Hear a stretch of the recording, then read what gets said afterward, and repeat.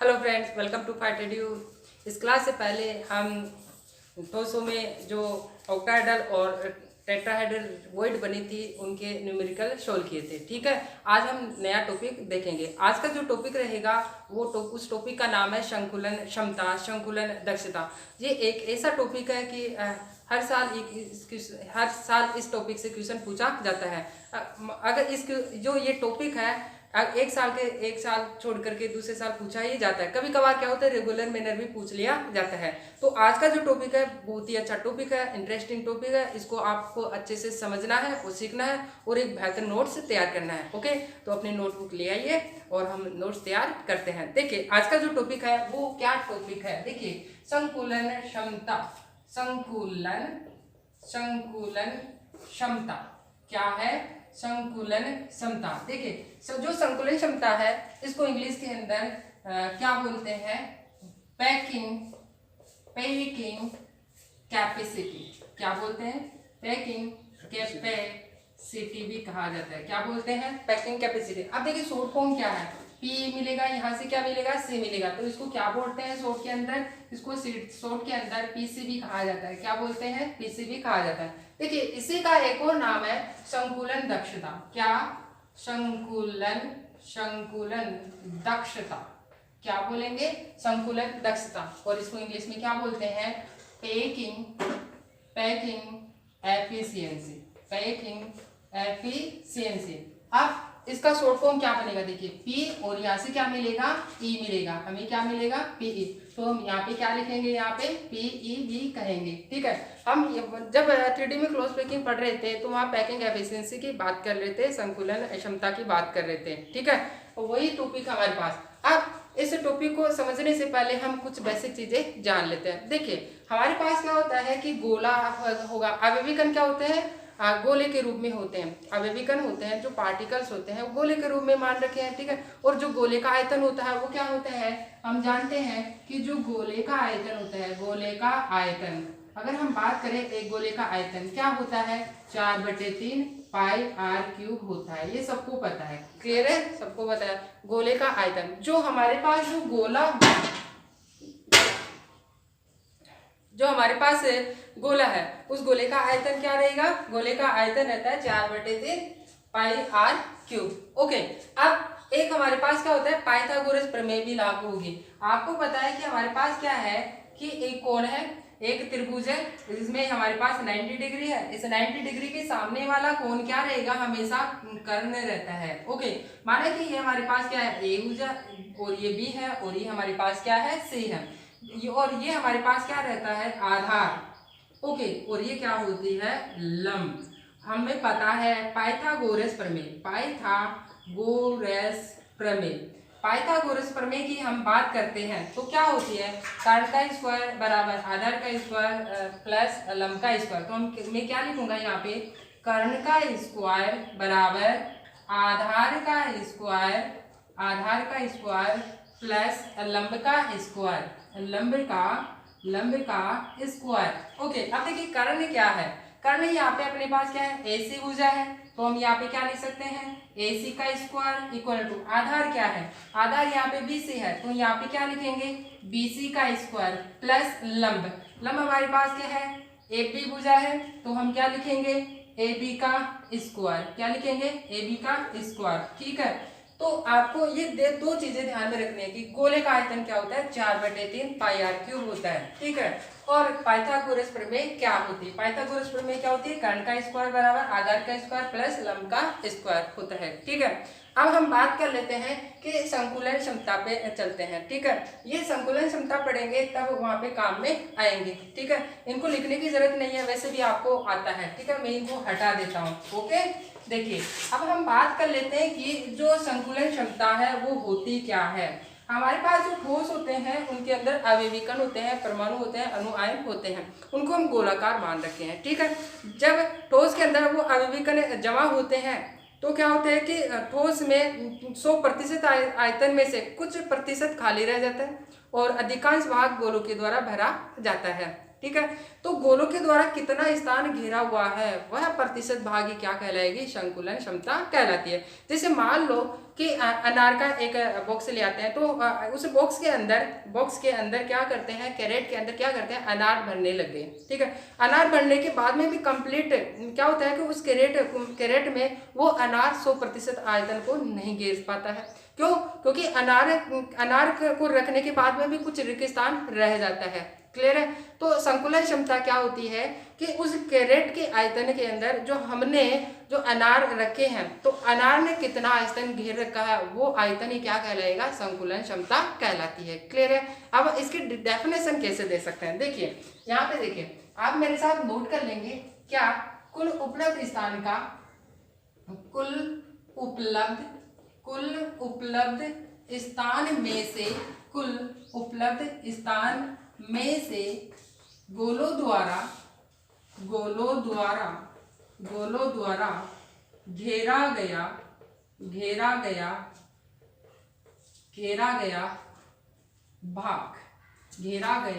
भाग, या इसको हम अच्छे से लिख सकते हैं, घेरा गया प्रतिशत भाग। क्या? घेरा गया प्रतिशत भाग क्या कहलाएगा, घेरा गया प्रतिशत भाग क्या कहलाएगा, संकुलन दक्षता कहलाती है। कुल उपलब्ध स्थान में से गोलों द्वारा घेरा गया प्रतिशत भाग क्या कहलाएगा, संकुलन क्षमता, या इसी का दूसरा नाम क्या है, संकुलन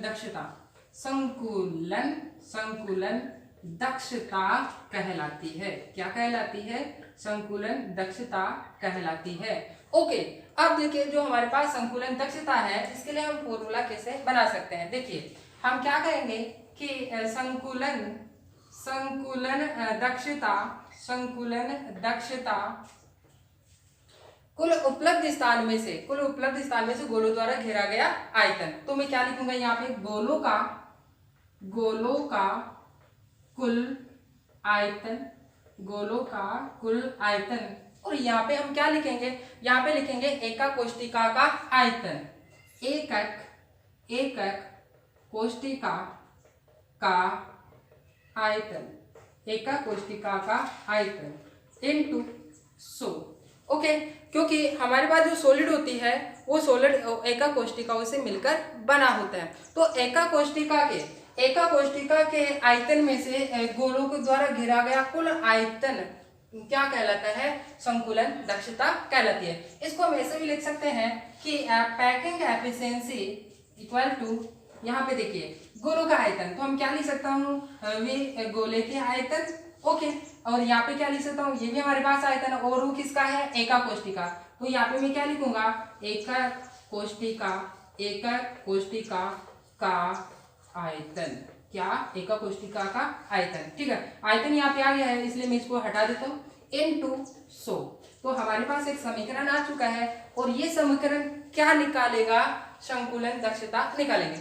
अगर हमें गोले का आयतन पता हो और एकक कोष्टिका का आयतन पता हो तो हम क्या निकाल सकते हैं, संकुलन दक्षता निकाल सकते हैं। ठीक है, अब यहाँ पे एग्जाम के अंदर संकुलन क्षमता पूछी जाती है, एससीसी के लिए, बीसीसी के लिए और एफसीसी के लिए पूछी जाती है। एससीसी का मतलब सिंपल क्यूबिक यूनिट सेल, सरल घनीय एकक कोष्टिका के लिए क्या पूछी जाती है, पैकिंग एफिशिएंसी पूछी जाती है, जो कि बहुत ज़्यादा इंपॉर्टेंट है। ठीक है, आज सबसे पहले इसको नोट कर लेंगे हम, फिर क्या पढ़ेंगे, सबसे पहले पढ़ेंगे एससीसी के बारे में, पढ़ेंगे एससीसी की पैकिंग एफिशिएंसी पढ़ेंगे। ठीक है, वीडियो को पॉज कर लीजिए और इसको आप क्या कर लेंगे, नोट कर लेंगे। ठीक है, नोट कर लीजिए इसको।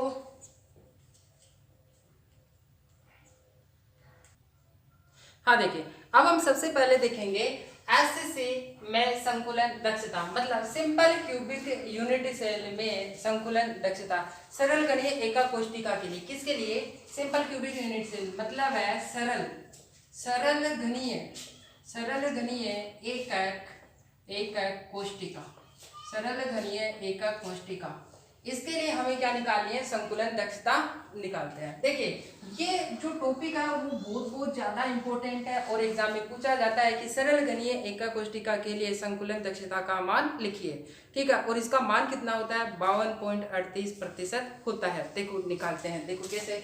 सबसे पहले मैं बात करता हूँ कि जो सरल गणीय एका कोष्टिका होती क्या है। वह एका कोष्टिका जिसमें अवयवी कण कॉर्नर पे पाए जाते हैं क्या कहलाती है, सरल गणीय एका कोष्टिका कहलाती है। देखिए मैं यहाँ पे बना रहा हूँ, जैसे मान लो कि हमारे पास क्या है, सरल गणीय एका कोष्टिका है वो इस प्रकार से है, और इस सरल गणीय एका कोष्टिका के अंदर जो अवयवी कण होते हैं वो कहाँ पे प्रेजेंट होते हैं, कॉर्नर पे पाए जाते हैं। 8 कॉर्नर है और इन 8 कॉर्नर पे क्या पाए जाते हैं, अवयवी कण पाए जाते हैं, ठीक है। अब जो हमारे पास है जो एका कोष्टिका है वो सरल प्रकार की है, एससीसी टाइप की है, ठीक है, एससीसी। अब यहाँ पे जो प्रत्येक भुजा है, घन की जो प्रत्येक भुजा है वो माना कि हमारे पास क्या है, ए है। ये भी हमारे पास ए भुजा है, ये भी हमारे पास ए भुजा है, ये भी ए भुजा होगी, ये यहाँ से यहाँ तक भी भुजा क्या होगी, ए होगी, ये भुजा भी क्या होगी, ए होगी। यानी कि सभी भुजाओं की लंबाई हमने क्या माना है, ए माना है, ठीक है। अब देखिए अब हम क्या करते हैं कि कोई सा भी एक फेस ले लेते हैं। मान लो कि मैं क्या कर रहा हूँ, इस वाली फेस को ले रहा हूँ, इस फेस को मैं ले लेता हूँ, एक फेस हम क्या ले रहे हैं, यहाँ पे एक फेस ले रहे हैं, ठीक है। जब एक फेस लेंगे तो हमारे पास कुछ इस तरीके से बनेगा, ओके, इस तरीके से हमारे पास जो स्ट्रक्चर ड्रॉ हुई है इस तरीके से। अब इसमें हमारे पास 4 गोले हैं, 1 2 3 4, इनको मैं बड़ा बना रहा हूँ। इसमें हम क्या करेंगे, बड़ा बनाते हैं। देखिए एक वो गोले यहाँ पे एक दूसरे को स्पर्श करेंगे कुछ इस तरीके से, यहाँ से भी स्पर्श करेंगे कुछ इस तरीके से, तो इनको हम इस तरीके से क्या कर सकते हैं, ड्रॉ कर सकते हैं। यहाँ से अगर ड्रॉ करने लग जाए तो यहाँ से इस तरीके से, यहाँ से ड्रॉ करने लग जाए तो यहाँ से। देखिए तो हमारे पास क्या होता है कि प्रत्येक कॉर्नर पे क्या होते हैं, गोले होते हैं, वो इस तरीके से अरेंजमेंट होते हैं, ओके। अब हम बात कर लेते हैं कि यहाँ से यहाँ तक की जो लंबाई होती है वो क्या है, ए है। क्यों, क्योंकि यहाँ से यहाँ तक की जो लंबाई है वो क्या है, ए है। यहाँ से लेकर के यहाँ तक की जो भुजा की लंबाई है ए है, वही है। अब देखिए ये यहाँ से यहाँ तक की दूरी क्या होगी, गोले की त्रिज्या होगी या नहीं होगी। ऐसे यहाँ से यहाँ तक की दूरी क्या होगी, गोले की त्रिज्या होगी। ये आप सभी को दिख गई होगी, क्या है ये, गोले की त्रिज्या है, ठीक है। अब मैं क्या कहूंगा, जो ए भुजा है वो किसके बराबर हो गई, 2r की हो गई। ए भुजा किसके बराबर हो गई, 2r के बराबर हो गई। तो अब हम क्या कर सकते हैं कि हमें एका कोष्टिका की भुजा की लंबाई हमें पता लग गई है, और एका कोष्टिका किसके समान होती है, घन के समान होती है। एका कोष्टिका किसके समान होती है, घन, और घन का जो हमारे पास है आयतन होता है वो क्या होता है, भुजा की। तो हम यहाँ से क्या लिखेंगे, देखिए हम यहाँ पे लिखेंगे क्या, एका कोष्टिका का आयतन। देखिए एकक कोष्टिका जो एका कोष्टिका है वो किसके समान है, घन के समान। एका कोष्टिका का आयतन, एका कोष्टिका का आयतन मतलब घन का आयतन। घन का आयतन क्या होता है, घन का आयतन होता है भुजा क्यूब। क्या होता है, भुजा क्यूब। और यहाँ पे भुजा क्या है, हमारे पास जो भुजा दे रखी है वो क्या है, ए है। तो हम यहाँ पे क्या लिखेंगे, ए, और इसकी पावर में कितना है, क्यूब है। कितना है, क्यूब है। अब देखिए अब हमारे पास जो एक ही वैल्यू है वो दे रखी है, वो कितनी दे रखी है, 2r हमने निकाला है, इसलिए हम यहाँ पे कितना लिखेंगे, 2r का क्यूब। इसको सोल्व करने लगे तो हमारे पास कितना आ जाएगा, 8r क्यूब आएगा। कितना, तो हमारे पास एक नया समीकरण आया है, इसको क्या दे सकते हैं, समीकरण 1, ओके। अब देखिए आगे, देखिए इसको मैं आगे इधर समझा देता हूँ। हमारे पास जो एका कोष्टिका है, यहाँ पे क्या है, एका कोष्टिका। और जो एका कोष्टिका क्या है, एससीसी प्रकार की है, सरल घनीय एका कोष्टिका। सरल घनीय एका कोष्टिका में अवयवी कणों की संख्या कितनी होती है, 1 होती है, ओके। तो सरल कुल गोलों का आयतन कितना हो जाएगा, 4/3 πr³ इंटू 1। एक गोले का आयतन कितना होता है, एक गोले का आयतन होता है 4/3 πr³ होता है। और इसके अंदर कुल गोले कितने हैं, इसके अंदर 1 होंगे। अभी भी कणों की संख्या कितनी निकल के आती है हमारे पास, 1 निकल के। तो हम यहाँ पे क्या कहेंगे, हम कहेंगे कि चूंकि एससीसी के लिए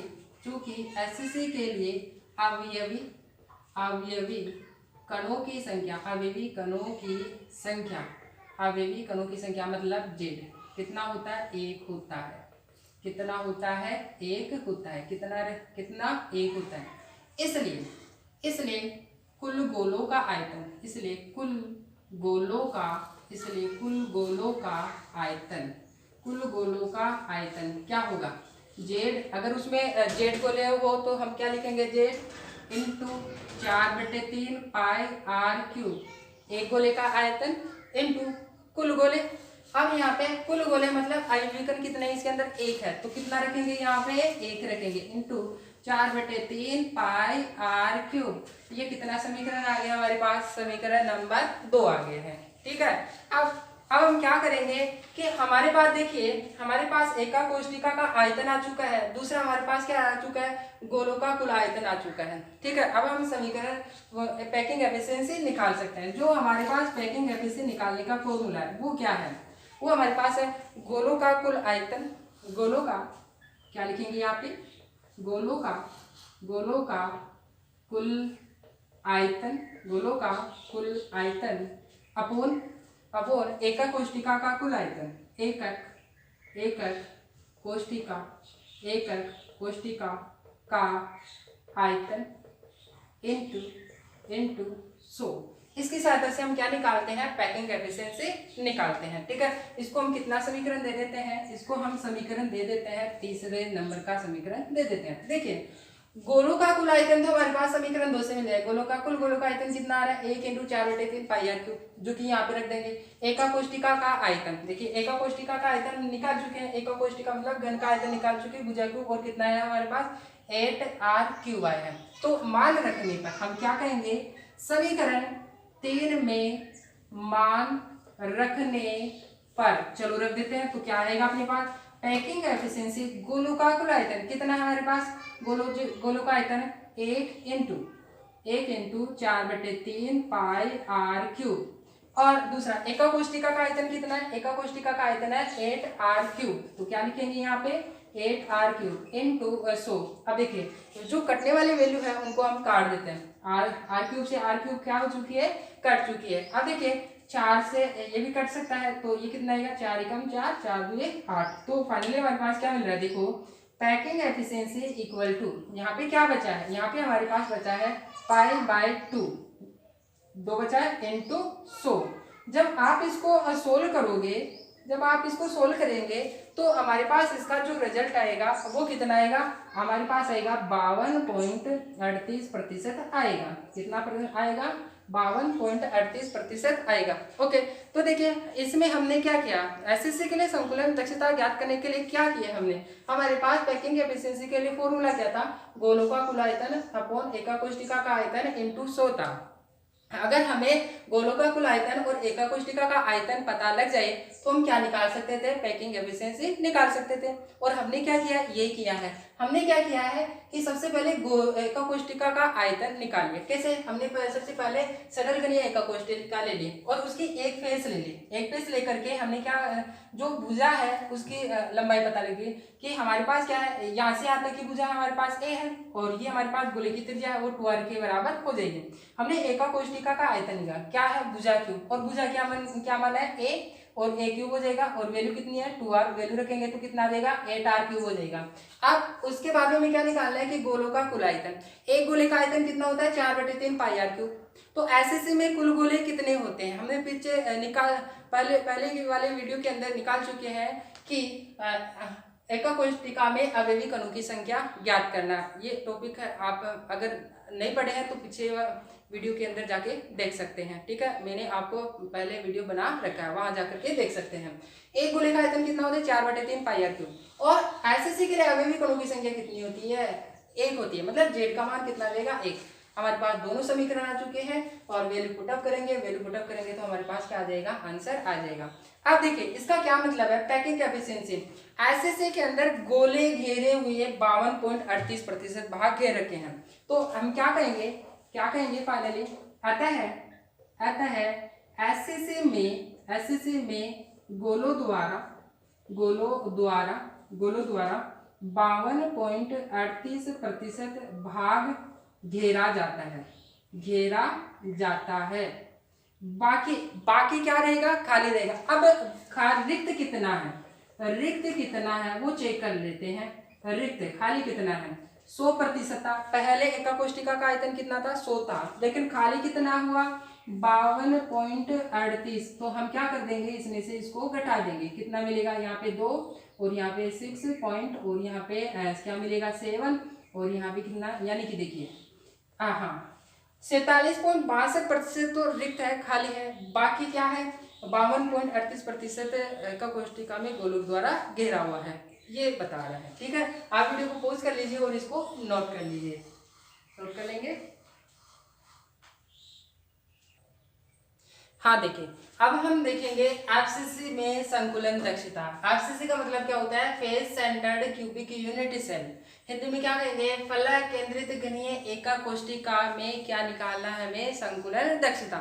मतलब है कि एफसीसी के अंदर गोले कितने स्थान घेरे हुए हैं वो हमें निकालना है और कितना भाग रिक्त स्थान में है। ठीक है, अगर हम बात करें एफसीसी के साथ साथ अगर हमें एफसीसी का पता लग गया तो हम वहाँ पे सीसीपी के बारे में भी बता सकते हैं। सीसीपी के लिए भी यही होगा, सीसीपी के लिए भी यही होगा। ओके, और एससीपी होगी उसके लिए भी संकुलन दक्षता यही होगी। तो ध्यान में रखना हम किसकी निकाल रहे हैं, एफसीसी की। ओके, और वही संकुलन क्षमता किसकी रहेगी, एससीसी के लिए और एचसीपी के लिए भी रहेगी। ओके, अब हम सबसे पहले बात करते हैं कि जो हमारे पास एफसीसी है, एफसीसी की जो संरचना है वो किस प्रकार से होगी।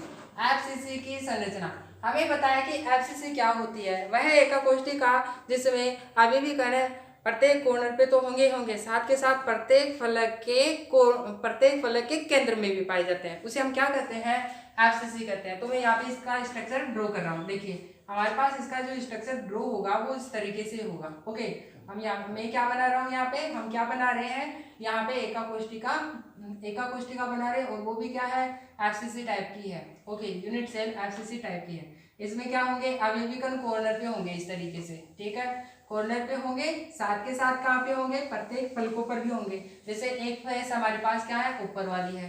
ठीक है, एक फर्श वाली होगी हमारे पास और एक हमारे पास बगल वाली होगी, वो ये रही। ठीक है, इसके केंद्र में भी होगी। और एक फेस हमारे पास क्या है, इधर लेफ्ट हैंड की तरफ, और एक फेस हमारे पास ये रही, इस फेस के केंद्र पे भी होगी। और एक फेस हमारे पास क्या है, सामने की तरफ देखो ये, और तो एक हमारे पास ये फेस है, उसके केंद्र बिंदु पे भी होगी। ठीक है, अब गोले प्रेजेंट है क्या, प्रत्येक फलकों पे प्रेजेंट है। देखिए अब यहाँ पे अगर मैं क्या करूंगा कि जो हमारे पास ये फेस पे प्रेजेंट है, अगर मैं इसको क्या कर दूं, मिला दूं इस तरीके से, मैंने क्या कर दिया, इसको मिला दिया है। ठीक है, तो हम क्या कर सकते हैं, हमें क्या मिलेगी, ए बी और सी पॉइंट मिलेगा। हमें क्या मिलेगा, ए बी और सी पॉइंट मिलेगा। ठीक है, हमें ए बी सी पॉइंट मिलेगा।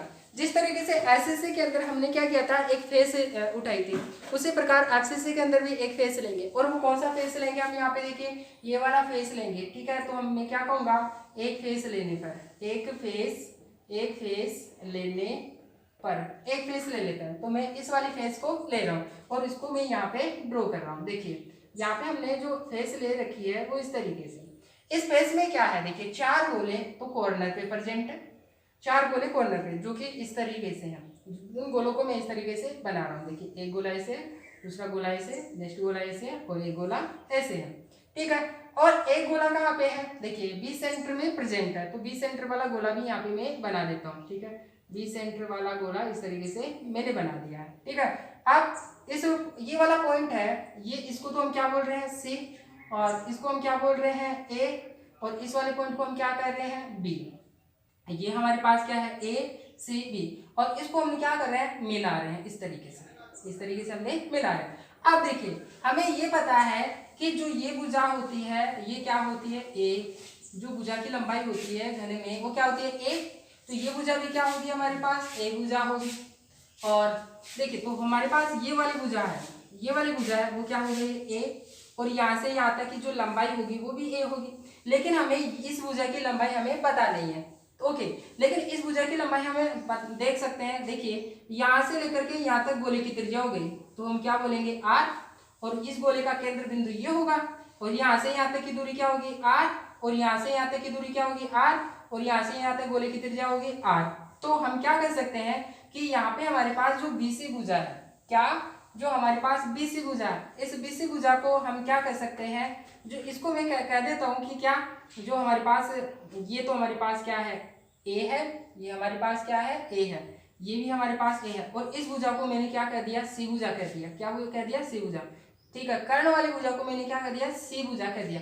तो जो C भुजा है कर्ण है, मैं कह देता हूँ यहाँ पे जो कर्ण है वो क्या है C है, और C क्या है R R R R मतलब 4 R plus R plus R plus R मतलब कितना है अपने पास 4R मिल चुका है, मतलब C भुजा मिल गई हमें। C भुजा कितनी है, C भुजा यहाँ पे आ चुकी है 4R है, C भुजा क्या है 4R है। अब यहाँ पे हम पाइथागोरस प्रमेय अप्लाई करेंगे। ठीक है, पाइथागोरस प्रमेय क्या होती है उसको याद कीजिए। पाइथागोरस प्रमेय क्या होती है, देखिए हम क्या कहेंगे पाइथागोरस प्रमेय से, पाइथागोरस प्रमेय से, पाइथागोरस प्रमेय से। पाइथागोरस प्रमेय क्या होती है, पाइथागोरस प्रमेय होती है कर्ण का स्क्वायर बराबर आधार का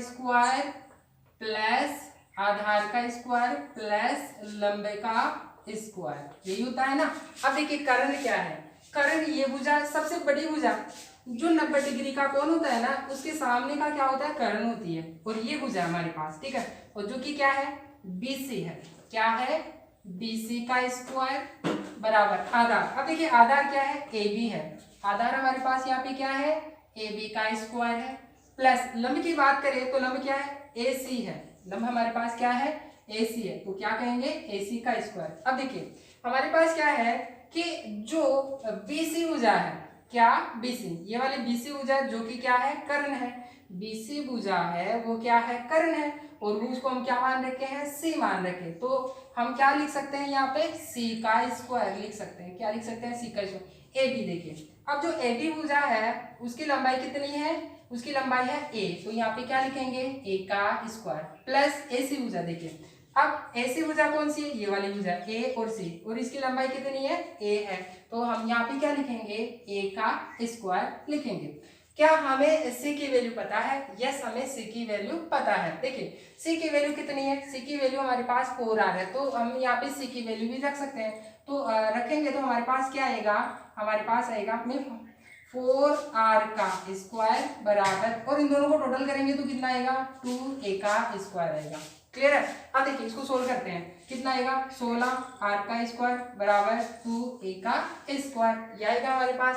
देखिए अब इसको हम यहाँ से कैंसिल आउट कर सकते हैं, 2 एकम 2, और यहाँ पे कितना आएगा 8, तो फाइनल कितना बना 8R का स्क्वायर बराबर A का स्क्वायर। अब देखो इसको हम कैसे लिख सकते हैं, हमें क्या निकालना है भुजा की लंबाई चाहिए, हमें क्या निकालनी है भुजा की लंबाई, और उस भुजा से हम क्या निकाल सकते हैं एका कोष्टिका का आयतन निकाल सकते हैं।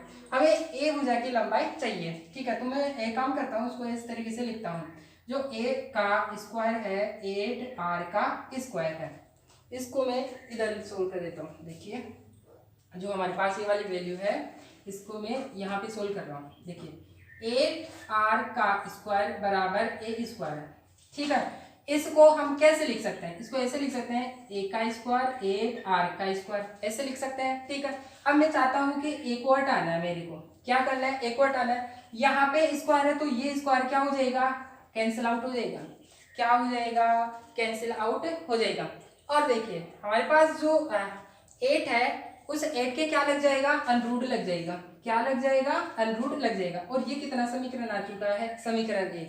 हमें क्या मिल चुकी है भुजा की लंबाई। जब हमें भुजा की लंबाई मिल चुकी है और वो किसकी है एका कोष्टिका की है, मतलब घन की है, तो घन का आयतन निकाल सकते हैं। तो हम क्या कहेंगे, इसलिए एका कोष्टिका का आयतन, एकक कोष्टिका का आयतन, एका कोष्टिका, और एका कोष्टिका किसके समान होती है घन के समान होती है, आयतन क्या होगा भुजा क्यूब होगा, क्या होगा भुजा क्यूब।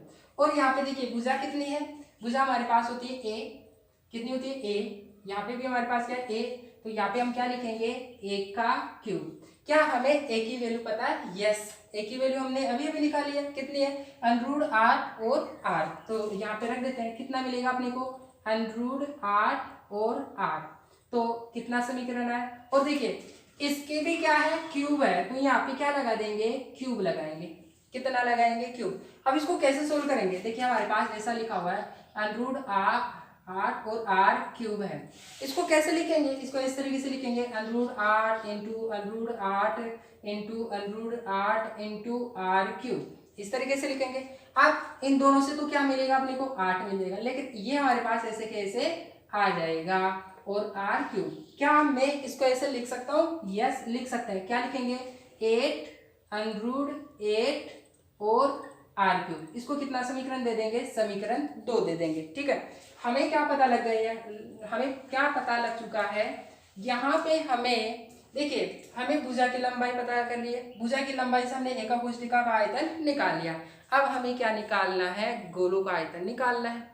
और जब हमें गोलों का आयतन पता लग जाएगा, एकाकोष्ठिका का आयतन पता लग जाएगा, तो हम पैकिंग एफिशिएंसी बता सकते हैं। ठीक है, अब हम बात कर लेते हैं क्या कि गोलों का आयतन कैसे निकले। अगर हमें पता लग जाए कि गोले कितने हैं, देखिए एफसीसी है, एफसीसी में गोलों की संख्या मतलब अवयवी कणों की संख्या कितनी होती है, 4 होती है, और एक गोले का आयतन कितना होता है, 4/3 पाई आर क्यूब होता है। तो हम क्या निकाल सकते हैं, यहाँ पे गोलों का कुल आयतन निकाल सकते हैं। तो हम क्या कहेंगे, चूंकि एफसीसी के लिए अवयवी कणों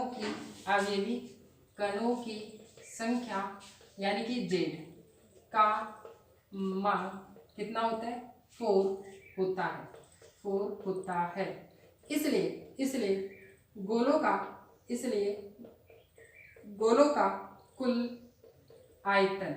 इसलिए गोलों का कुल आयतन बराबर Z into 4/3 pi R cube, ये होगा।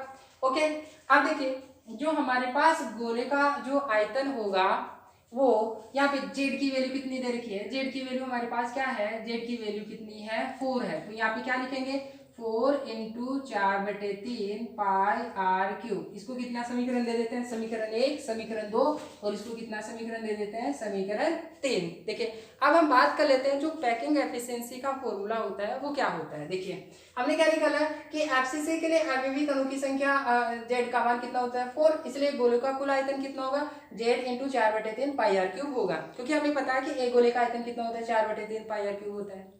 और एफसीसी में कुल गोले कितने हैं, जेड, और जेड की वैल्यू कितनी है, 4, तो हम क्या मिल गया, गोलों का कुल आयतन। अब हम बात कर लेते हैं पैकिंग एफिशिएंसी क्या होती है। पैकिंग एफिशिएंसी क्या होती है, गोलों का कुल आयतन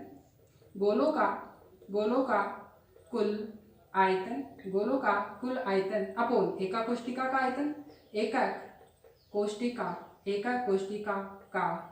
आयतन इनटू 100। ये क्या है, पैकिंग एफिशिएंसी निकालने का फॉर्मूला है। ठीक है, और इसको कितना समीकरण दे देते हैं, समीकरण 4 दे देते हैं। अब हम क्या करते हैं, गोलों का कुल आयतन और एका कोष्ठिका का आयतन का मान लिख देते हैं। कहाँ से, गोलों का कुल आयतन कहाँ से मिलेगा, गोलों का कुल आयतन समीकरण 3, और समीकरण कहाँ से हमें, एका कोष्ठिका का आयतन कहाँ से मिलेगा, 2 से। तो हम क्या कहेंगे कि समीकरण 2 व 3 का मान समीकरण 4 में रखने पर, चलो रख देते हैं। देखिए तो क्या मिलेगा, पैकिंग एफिशिएंसी बराबर गोले का कुल आयतन कितना है, देखिए यहाँ पे 4 into 4/3 pi R cube. Okay, एका कोष्ठिका का आयतन कितना है, एका कोष्ठिका का आयतन कितना है, 8 into under R cube into 100। ये हमारे पास फॉर्मूला है।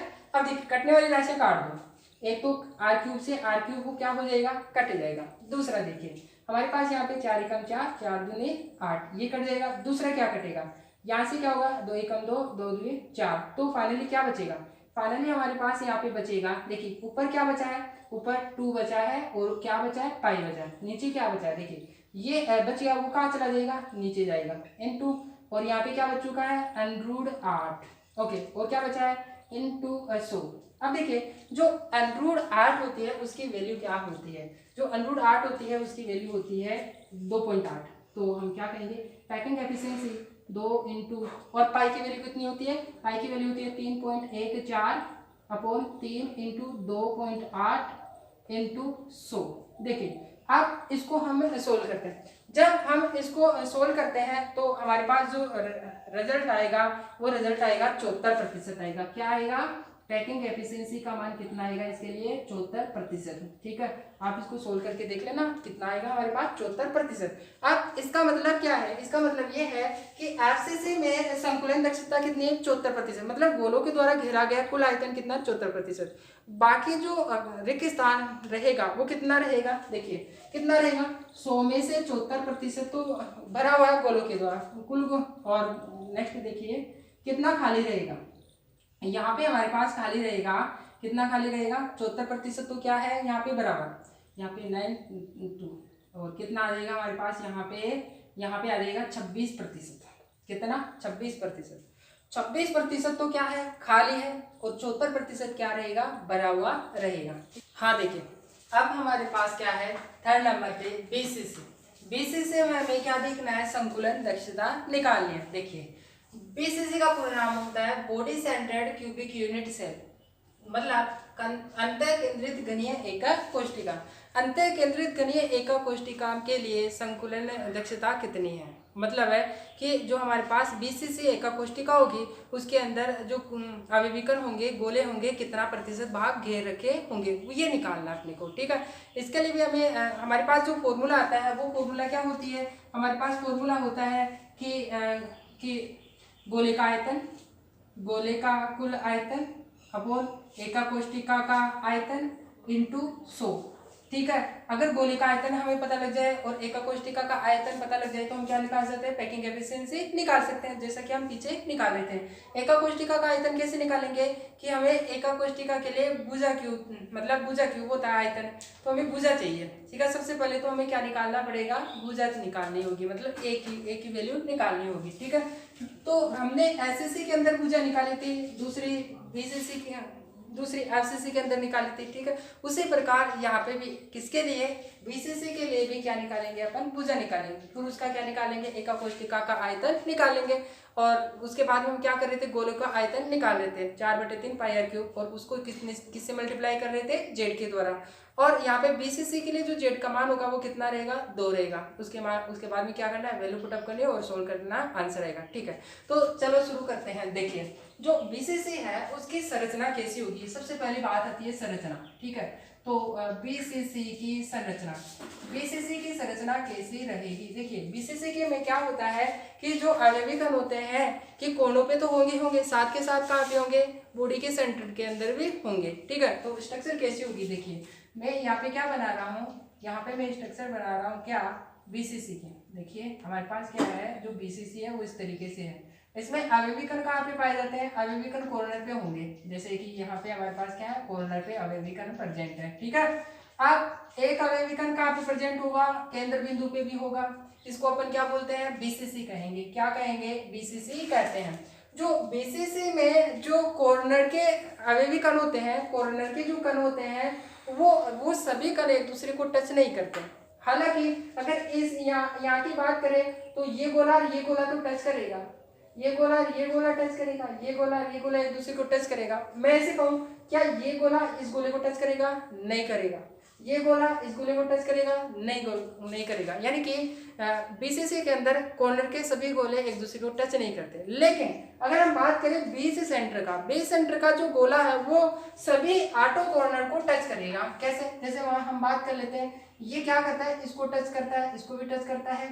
ठीक है, दूसरा ये इसको भी टच करता है तो ये इसको भी टच करता है। ऐसे ही ये क्या करेगा, ये गोला इसको टच करता है तो किसको टच करेगा, इसको टच करता है तो ये क्या करता है इसको भी टच करता है। अगर ये इसको टच करता है तो ये इसको भी टच करता है। यानी कि जो बीच का जो गोला रहता है वो 8 कॉर्नर को टच करता है। ठीक है, तो देखिए हम इसके लिए स्ट्रक्चर इस तरीके से बना सकते हैं। फाइनली देखिए तो मैं क्या कहूँगा कि हमारे पास जो स्ट्रक्चर है वो इस तरीके से रहेगी। ठीक है, हमारे पास जो है क्या बना रहे हैं, यहाँ पे बीसीसी स्ट्रक्चर बना रहे हैं। बीसीसी स्ट्रक्चर के अंदर जो अवयवीकरण होते हैं वो कहाँ पे पाए जाते हैं, एक तो कॉर्नर पे पाए जाते हैं, साथ के साथ कहाँ पे पाए जाते हैं बॉडी के सेंटर में भी पाए जाते हैं। ठीक है, ये थोड़ा सही नहीं बना तो इसको अच्छे से बना लेते हैं, इसको यहाँ से और इसको यहाँ से। ठीक है, और एक बीच सेंटर में बॉडी के सेंटर में भी अवयवीकरण पाया जाता है। एक गोला यहाँ होगा, एक यहाँ, एक यहाँ, एक यहाँ, एक यहाँ, एक यहाँ, मतलब प्रत्येक कॉर्नर पे एक गोला रहेगा अवे विकर्ण होगा और बॉडी के बीच सेंटर में भी होगा। ठीक है, अब देखिए ये गोला है, इस कॉर्नर के गोले से और इस कॉर्नर के गोले से टच रहता है, तो मैं क्या कर सकता हूँ, इसको इससे कनेक्ट कर सकते हैं। ठीक है, मैंने क्या कर दिया, इसको इससे कनेक्ट कर दिया है। जब इसको कनेक्ट करते हैं, दूसरा हम क्या करते हैं कि इसको इससे कनेक्ट करते हैं, इसको मैंने क्या कर दिया, इससे कनेक्ट कर दिया। ठीक है, अब हम ये हमारे को क्या मिल रहा है, देखिए एक तो हमारे पास ए पॉइंट है, दूसरा बी पॉइंट है, तीसरा सी पॉइंट है, और नेक्स्ट हमारे पास डी पॉइंट है। ठीक है, डी पॉइंट है। अब हम क्या करेंगे, स्पेस को भी नंबरिंग देंगे, ई पॉइंट, एफ, जी, और यहाँ पे क्या आ चुका है, एच। ठीक है, अब हमारे पास क्या है, हमारे पास यहाँ पे क्या है, दो त्रिभुज दिख रहे हैं। यहाँ पे कितने त्रिभुज दिख रहे हैं, दो त्रिभुज। एक तो ये रहा देखिए, और दूसरा त्रिभुज हमें ये दिख रहे हैं, दो त्रिभुज हमें दिख रहे हैं। देखो एक त्रिभुज तो ये रहा, एक त्रिभुज तो ये दिखा, और दूसरा त्रिभुज हमें क्या कहाँ पे दिख रहा है, एक त्रिभुज ये रहा, दो त्रिभुज दिख रहे हैं। ठीक है, तो मैं सबसे पहले इस वाले त्रिभुज को उठाता हूँ। देखिए इस त्रिभुज की बात कर लेते हैं, इस त्रिभुज से की बात कर लेते हैं। जो हमारे पास ये त्रिभुज है वो किस तरीके से है, वो देखिए। जो ये वाला त्रिभुज है वो इस तरीके से बना हुआ है, ऐसे इस तरीके से, ये वाली भुजा है और ये इस तरीके से, और ये ऐसे है। इसको तो जी पॉइंट बोला गया है। यहाँ पे भी गोला है, यहाँ गोला है, और यहाँ पे गोला है। यहाँ पे क्या है, ए पॉइंट है, और यहाँ पे क्या है, डी पॉइंट है। ठीक है, अब देखिए अगर हमारे पास क्या है, ये भुजा हमारे पास एक भुजा होगी, यहाँ से लेकर के यहाँ तक की भुजा, ए और डी की कितनी लंबाई होगी, कितनी होगी हमारे पास, ए होगी। ऐसे ही हमारे पास क्या है, इस भुजा की लंबाई की बात करें तो ये भुजा हमारे पास क्या होगी, ए भुजा होगी। ठीक है, लेकिन हमें इस भुजा की लंबाई हमें पता है क्या, नहीं। क्या हमें इस भुजा की लंबाई हमें पता है, यस, ये ए भुजा होगी, क्योंकि घन की जो प्रत्येक भुजा होती है वो क्या होती है, ए होती है। लेकिन ये तो हमारे पास विकर्ण है, और ये भी हमारे पास क्या है, विकर्ण है। विकर्ण की भुजा हमें पता नहीं होगी। ठीक है, ये भुजा ये पता होगी, ये हमारे पास ए है, ये भुजा हमारे पास ए है, ये भुजा ए है। लेकिन ये जो हमारे पास सबसे बड़ी भुजा होगी वो कर्ण होगा, और ये कर्ण होगा तो क्या कहेंगे, ये हमारे पास सी है। क्या है, सी है। लेकिन जो दूसरी ये भुजा है ये हमें पता नहीं है, ये हमारे पास क्या है, कर्ण है। अब मान लो कि अगर मान लो कि हमारे पास ये ए भुजा है, इसको इस वाली कर्ण इसको बी बांध देते हैं, और इस वाली को हमने क्या दिया, सी भुजा दे दिया। ठीक है, तो देखिए हमारे पास ये क्या है, ये सी भुजा हो गई, इसको हम क्या कर रहे हैं, इसको हम ए भुजा कह रहे हैं। क्या कह रहे हैं, ए भुजा कह रहे हैं। ठीक है, और इसको हम क्या कर रहे हैं, बी भुजा कह रहे हैं। तो हमारे पास क्या है कि यहाँ पे 90 डिग्री बनेगा, और 90 डिग्री के सामने वाला क्या होगा, कर्ण होगा। तो मैं इसको ऐसे भी तो बना सकता हूँ ना, देखिए इसको हम ऐसे बना सकते हैं। यहाँ पे क्या बना है, 90 डिग्री, और 90 डिग्री के सामने यहाँ पे क्या है, सी, और जो कि क्या है, कर्ण है। क्या है, कर्ण है। ठीक है, और ये हमारे पास क्या है, ये ए हमारे पास, ये भुजा हमारे पास है D A ji, D A जी, जिसके अंदर हमारे पास क्या है, ए और डी भुजा है, ए और डी भुजा है, उसकी लंबाई तो कितनी है, ए है। दूसरी ए और जी, ए और जी, ए और जी, ए और जी, ये हमारे पास क्या है, ए और जी, ए और जी, ये हमारे पास क्या है, जी और डी, जी और डी, ये सबसे बड़ी भुजा है। जी और डी क्या है, सबसे बड़ी भुजा, जो कि क्या है, कर्ण है। यहाँ पे ये क्या है, कर्ण है, तो हम यहाँ पे क्या बोलेंगे, कर्ण, जो कि क्या है, सी है। दूसरा ए और जी, ए और जी, ये हमारे पास क्या है, बी है। ठीक है, तो हमारे पास आधार तो हो गया ए जी मतलब बी, लंब हो गया ए डी मतलब ए, और जो डी और जी है वो क्या हो गया, कर्ण हो गया। तो हमारे पास क्या है, एक त्रिभुज बन गया। अब हम इसके अंदर पाइथागोरस प्रमेय अप्लाई कर सकते हैं। तो हम क्या कहेंगे कि त्रिभुज, कौन सा त्रिभुज, ये वाला डी ए जी में पाइथागोरस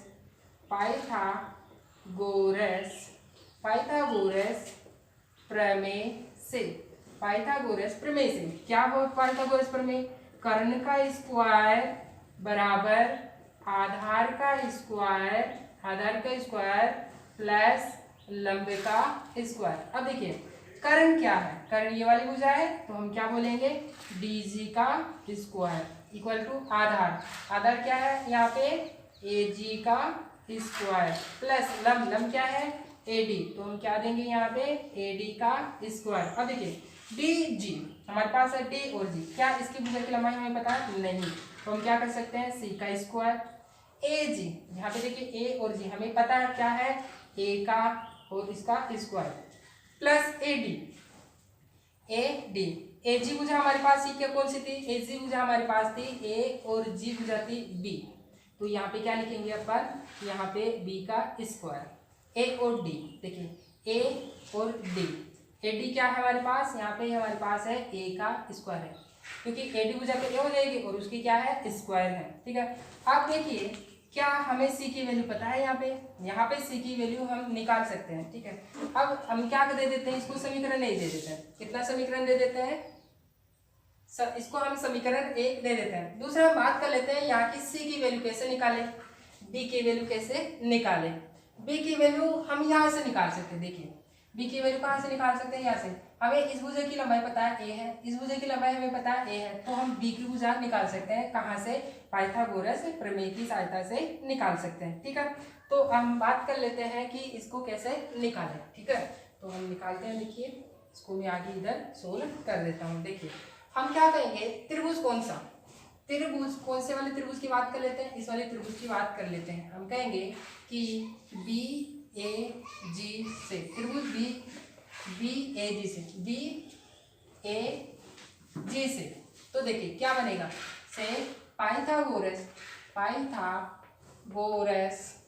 प्रमेय से, पाइथागोरस प्रमेय से। इसके पाइथागोरस प्रमेय क्या होता है, कर्ण का स्क्वायर बराबर आधार का स्क्वायर प्लस लंब का स्क्वायर।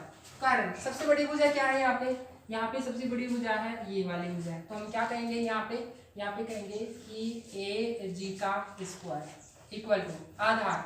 यहाँ पे आधार क्या है हमारे पास, यहाँ पे हमारे पास है ए बी का स्क्वायर प्लस लंब क्या कितना है अपने पास, बी और जी का स्क्वायर। अब ए जी भुजा है, ए और जी भुजा जो कि क्या है, बी स्क्वायर है। ए जी भुजा जो ए जी है वो क्या है, बी है। ए बी क्या है यहाँ पे, ए, तो यहाँ पे क्या लिखेंगे, ए स्क्वायर प्लस बी और जी कितना है, ए है, तो यहाँ पे क्या लिखेंगे, ए स्क्वायर। अब देखो हमें समीकरण कितना, समीकरण 2 के अंदर हमें क्या मिल रहा है, बी की वैल्यू मिल रही है। किसकी वैल्यू मिल रही है, बी की वैल्यू मिल रही है। कहाँ पे रखा जा सकता है, समीकरण ए के अंदर रखा जा सकता है। ठीक है, तो हम क्या कहेंगे, समीकरण 2 से बी का मान, समीकरण, या फिर मैं ऐसे कह दूं कि समीकरण 2 का मान, समीकरण 2 का मान समीकरण 1 में रखने पर, चलो रख देते हैं, बी स्क्वायर की वैल्यू रखनी है यहाँ पे, तो क्या मिलेगा अपने को, सी का स्क्वायर बराबर, अब बी स्क्वायर की वैल्यू क्या है, ये रही, देखो ए स्क्वायर प्लस आगे क्या है यहाँ पे, ए का स्क्वायर, क्या है, ए का स्क्वायर। हम इसको कैसे लिख सकते हैं, सी स्क्वायर बराबर 3a स्क्वायर, ए स्क्वायर कितने हैं, 3 है, तो क्या लिख सकते हैं, 3a स्क्वायर। क्या हमें यहाँ पे सी की वैल्यू पता है क्या, देखिए सी क्या है, यहाँ पे ये है, यहाँ पे 1 गोला 2 गोला और 3 गोले हैं, तो सी की वैल्यू हम पता कर सकते हैं। कैसे, देखिए 1 गोला, दूसरा गोला और तीसरा गोला, कैसे, कौन सा, जी और डी, ये यहाँ पे बिंदु हमारे पास कौन सा है, जी, और यहाँ पे कौन सा है, यहाँ पे डी, और इन दोनों को हमने क्या कर दिया, मिला दिया। देखिए ये तो हमारे पास ये वाला गोला है जी और ये डी, जी और डी, और इनके बीच में एक गोला है। ठीक है, और यहाँ से यहाँ तक कि हम क्या कह रहे हैं कि ये सी है। ठीक है, सी है, ये क्या है, सी है, जो कि क्या है, कर्ण है। अब देखो ये गोले की त्रिज्या आर हो गई और इनका आर ऐसे ये इस गोले की त्रिज्या आर, तो फाइनली हमारे पास जो सी की वैल्यू है वो कितना है, आर प्लस आर, मतलब है 4r मिल रहा है। कितना मिल रहा है, 4r। क्या सी की वैल्यू हम लिख सकते हैं, यस, हम यहाँ पे सी की वैल्यू लिख सकते हैं। कितनी वैल्यू लिखेंगे, देखिए 4r का स्क्वायर बराबर 3a स्क्वायर। लेकिन हमें तो क्या चाहिए, भुजा की लंबाई चाहिए, मतलब a की वैल्यू चाहिए, तो हम इसको कैसे लिख सकते हैं, देखो इसको ट्रीट कर लेते हैं पहले। इसका क्या होगा, 4 चौक 16 r स्क्वायर बराबर 3a स्क्वायर। इसको मैं क्या करता हूँ, इसको इधर ले लेता हूँ, 3a² बराबर 16r²। अब हमें क्या चाहिए, हमें तो क्या चाहिए, a की वैल्यू चाहिए, तो हम क्या लिखेंगे, a² बराबर 16r²/3। ये आ गया हमारे पास। अब हम क्या करेंगे, देखिए स्क्वायर हटा देंगे, स्क्वायर हटाएंगे तो क्या होगा, स्क्वायर ये है और ये स्क्वायर है, तो ये क्या हो जाएगा, कैंसिल आउट हो जाएगा। तो हम क्या लिखेंगे, a बराबर r तो कैंसिल आउट हो जाएगा, लेकिन हमारे पास जो स्क्वायर नहीं है इसको हम क्या करेंगे, अंडरूट में लगा देंगे, 16/3 और यहाँ पे क्या लग जाएगा, अंडरूट लग जाएगा। क्या लग जाएगा, अंडरूट। तो हमें a की वैल्यू पता लगे, इसको कितना समीकरण दे देते हैं, इसको हम समीकरण 3 दे देते हैं। अब देखिए यहाँ पे हमें भुजा की लंबाई पता लगे, अब हम क्या कर सकते हैं, एका कोष्टिका का आयतन निकाल सकते हैं। देखिए आगे एका कोष्टिका का आयतन हम यहाँ पे निकाल लेते हैं। देखिए एका कोष्टिका, इसलिए हम क्या कहेंगे, एका कोष्टिका का आयतन, एका कोष्टिका जो कि क्या है, घन है, एका कोष्टिका का आयतन, एका कोष्टिका का आयतन निकालने का जो फॉर्मूला होता है वो क्या होता है, भुजा क्यूब होता है। अब यहाँ पे भुजा क्या है, देखिए यहाँ पे हमें भुजा मिली है, भुजा के रूप में क्या मिला है, देखो ये वाली वैल्यू मिली है अपने को, भुजा के रूप में क्या मिली है अपने को, हाँ अंडरूट 16/3 r मिले। क्या हम यहाँ पे रख सकते हैं, यस रख सकते हैं। तो कितना आया अपने पास, यहाँ पे वैल्यू है अपने पास अंडरूट 16/3 r, और इसके भी क्या है, क्यूब है, देखिए क्यूब है, ठीक है।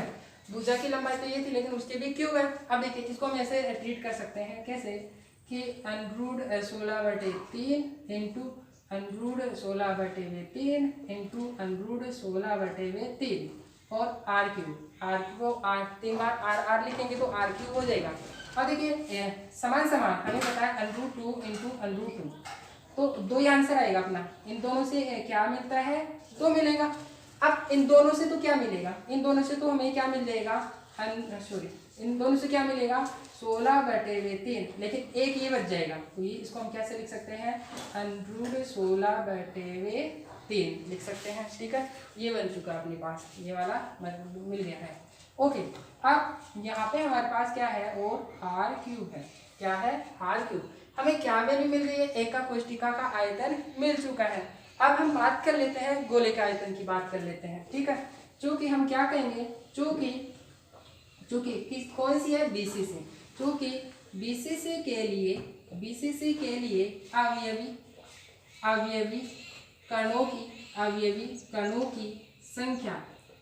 कणों की संख्या मतलब जेड का मान कितना होता है, बीसीसी के लिए 2 होता है, संख्या 2 होता है।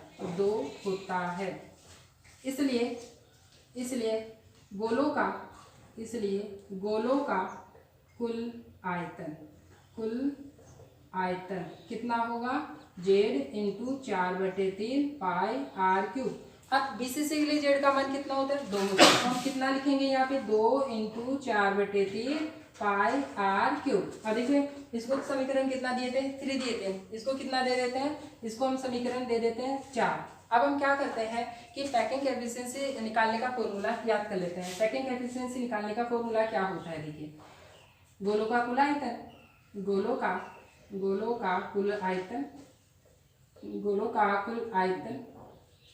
बटे हुए एका कोष्टिका का आयतन इनटू 100। ये हमारे पास समीकरण आया पैकिंग एफिशिएंसी का निकालने का। समीकरण कितना दे देंगे, समीकरण 5 दे देंगे। अब हम क्या करेंगे कि गोलों का कुल आयतन कहाँ से मिलेगा, समीकरण 4 से, और एका कोष्टिका का आयतन कहाँ से मिलेगा, एका कोष्टिका का आयतन हमें कहाँ से मिलेगा, एका कोष्टिका का आयतन यहाँ से मिलेगा। एक काम करते हैं, इसको हम समीकरण दे देते हैं समीकरण 4, और इसको दे देते हैं समीकरण 5, और इसको समीकरण दे देते हैं 6। देखिए गोलों का कुल आयतन कहाँ से मिलेगा, गोलों का कुल आयतन समीकरण 5 से मिलेगा, ठीक है। गोलों का कुल आयतन यहाँ पे कितना है, 2 है, ठीक है। दूसरा एका कोष्टिका का आयतन कहाँ से मिलेगा, एका कोष्टिका का आयतन मतलब समीकरण कौन से मिलेगा, समीकरण 4 से मिलेगा। एक तो यहाँ से मिलेगा, ठीक है, दूसरा हमें कहाँ से मिलेगा, यहाँ से मिलेगा। इन दोनों समीकरणों का मान हम कहाँ पे रखेंगे, समीकरण 6 में रखेंगे। तो मान रखने पर हम क्या कहेंगे, मान रखने पर, चलो मान रख देते हैं, पैकिंग एफिशिएंसी बराबर देखिए गोलों का कुल आयतन कितना है, देखिए 2 इंटू 4/3 पाई r क्यूब। अब देखिए एककोष्टिका का आयतन, एककोष्टिका का आयतन ये रहा, कितना है 16/3 अनरूट 16/3 और यहाँ पे क्या है r³ × 100। अब देखिए जब हम इसको सोल्व करेंगे तो हमारे पास इसका जो आंसर आएगा वो रहेगा 68%। कितना रहेगा 68%। जब इसको हम सोल्व करेंगे तो हमारे पास कितना आंसर आ जाएगा 68% आंसर आ जाएगा। ठीक है, तो आप इसको सोल्व करके भी देख लेना। क्यों? क्योंकि यहाँ से क्या होगा, यहाँ पे क्या होगा, इनको मल्टीप्लाई करेंगे तो कितना हो जाएगा 8 और 8 को इसे कैंसिल आउट करेंगे तो कितना मिलेगा 2 चला जाएगा। ठीक है, कैंसिल आउट, ये इससे कैंसिल आउट हो जाएगा। जो हमारे पास अनरूट 16/3 है, क्या अनरूट 16/3 होती है, उसकी जो वैल्यू होती है 2.3 होती है। जो हमारे पास अनरूट 16/3 होती है उसकी वैल्यू कितनी होती है 2.3। ठीक है, आप इसमें वैल्यू रख करके इसको सोल्व कर सकते हैं, ट्रीट कर सकते हैं और कितना आएगा 68% आएगा। इस तरह से हम कह सकते हैं कि बीसीसी के लिए जो संकुलन क्षमता का मान होता है वो कितना होता है 68% होता है, बाकी रिक्त स्थान रहता है। ठीक है, तो हमने एसएससी के लिए निकाला, एसएससी मतलब एसएससी के लिए सरल घनीय एककोष्टिका के लिए संकुलन दक्षता देखी थी वो 52.38 थी। ठीक है, दूसरी हमने एफसीसी के लिए देखी थी वो कितनी थी 74% थी। और तीसरी हमने क्या देखी बीसीसी के लिए, बीसीसी के लिए जो संकुलन दक्षता होती है वो कितने प्रतिशत आती है 68% होती है। ठीक है, तो आज की क्लास के लिए इतना ही काफ़ी है। नेक्स्ट क्लास के अंदर हम नया टॉपिक देखेंगे। इस जो हमारे पास ये संकुलन दक्षता है मतलब है इससे रिलेटेड हम क्वेश्चन सोल्व करेंगे। ठीक है, तो नेक्स्ट क्लास के अंदर हम एक नया टॉपिक पढ़ेंगे। नेक्स्ट क्लास के लिए तैयार रहिए। जब नेक्स्ट क्लास है उससे पहले इस क्लास को 2-3 बार प्रैक्टिस कर लीजिए, क्योंकि आपको जो संकुलन दक्षता है वो एग्जाम में पूछा जाता है और ये तभी आप परफेक्ट हो सकते हैं जब आप क्या कर पाएंगे, इनकी बार बार प्रैक्टिस करेंगे। ठीक है, बार बार प्रैक्टिस करने से अनुभव आएगा और अनुभव होने के बाद में हम एग्जाम में लिख सकते हैं। ठीक है, और बहुत 1 नंबर का क्वेश्चन आएगा, तीनों में से एक क्वेश्चन जरूर पूछा जाता है। बीसीसी, एसएससी और एफसीसी तीनों में से एक क्वेश्चन आता है। ठीक है, आज की क्लास के लिए इतना ही काफ़ी है। नेक्स्ट क्लास में मिलते हैं। थैंक यू, धन्यवाद, नमस्कार।